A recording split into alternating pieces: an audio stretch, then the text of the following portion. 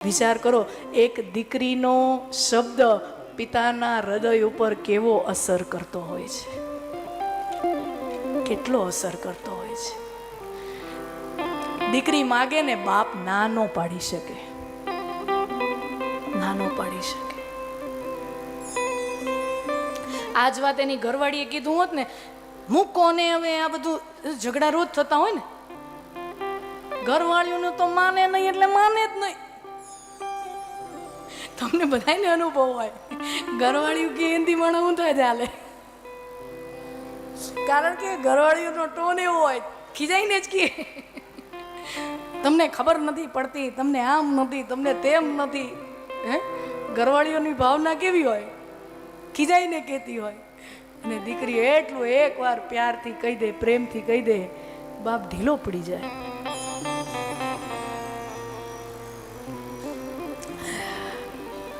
किसी का एक शब्द क्या असर कर जाता है, कया माणाना शरीરમાં પરમ તત્વ ક્યારે અવતરિત થઈ જાય અને કોનું જીવન બદલાવી નાખે, કાંઈ ખબર ન પડે.